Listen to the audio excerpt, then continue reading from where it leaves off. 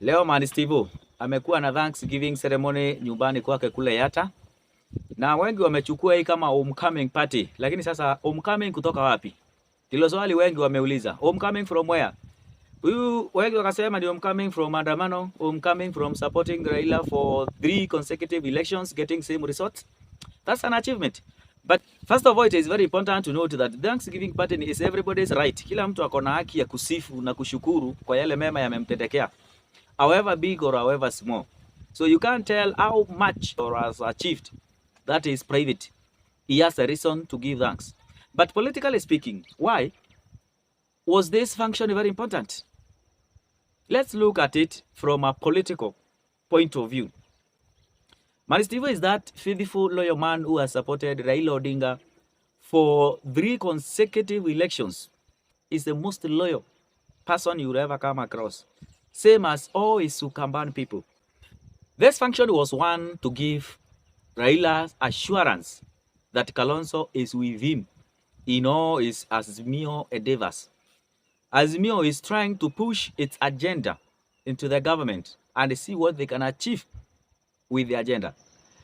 It has been branded as Raila's affair because when maandamano are called, they only happen in Kibra and Kisumu and as a few Nyanza counties.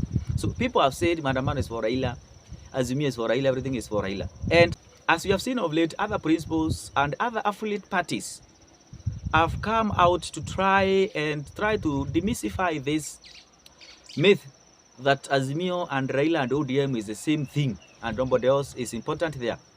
We have seen a Jubilee function attended by all Azimio leaders, those who were and those who have joined. We have seen Mwangi wa Iria trying to pull Azimio to Muranga, and there have been discomfort that there is no show for Kalonzo.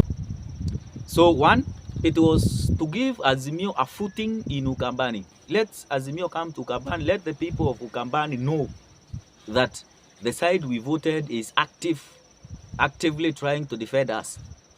Secondly, is to assure Raila Amolo Odinga than ever that Kalonzo is behind him fully by inviting him to his backyard and his own home, and by calling all Ukambani leaders is to tell Raila, I am with you. That Kalonzo wanted to mobilize Ukambani support. We have seen Kalonzo going around Ukambani and berating them, trying to urge them to join their brothers from the lakeside in participating in maandamano. So by bringing all the leaders in Ukambani, Kalonzo is trying to tell the people, come and see, we are many. In the same breath, Kalonzo is trying to call all Azimio leaders from Ukambani. They were invited to this function. They come in large numbers. Let the other people in Ukambani see that they are fully in the opposition. They are fully in Azimio. It is not a joke. So let them believe in themselves. And related to that is to show Raila is supported in Ukambani. By having a huge crowd in Ukambani, Kalonzo was trying to show Raila, we are fully behind you like we have always been. So you have our blessings. Go for whatever you manage from this government.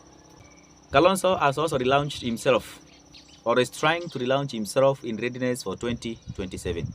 Kalonzo has already launched his Kalonzo Defense Forces, KDF, that will campaign for him, that will brand him, that will prepare his way for him going to 2027. So by trying to show his mighty, by amassing a huge following and calling up a huge crowd in Ukambani, Kalonzo is trying to show that I am still the man to beat in 2027. And this time round, I'm not going to support Raila. Most important of them all is that Kalonzo is trying to assert his dominance in Ukambani. Kalonzo is trying to assert himself and declare loud and clear that he is the king of Ukambani. By calling all Ukambani leaders under his fold to invite them into his home and they all come, is trying to show that I am still the king of Ukambani. There have been dissenting voices, many of them. Professor Kibudha Kibwana left Kalonzo after elections. Alfred Mutua ran away before the elections. Governor Mutula Kalonzo Jr. has been reclining to the side of the government. Governor Wavinya Ndeti is on the side of the government. We have a Auda elected MP in Ukambani. So in one way or the other, Kalonzo is losing the grip of Ukambani. And by losing the grip of Ukambani, and this is a man who is going for presidency, it has to mean that he has to show he is still the king of Ukambani. And one of the ways is having these kind of functions. So politically speaking, this is a very important function for Kalonzo. So don't take it for granted that man Steve-O is just doing a Thanksgiving. Yes, it is a Thanksgiving. He has reason to give thanks. But beyond that, looking through the political lenses, it is way beyond Thanksgiving. A political message has been given out, going as far as 2027 and 2032, that Kalonzo is a man to beat. Kalonzo is in for it.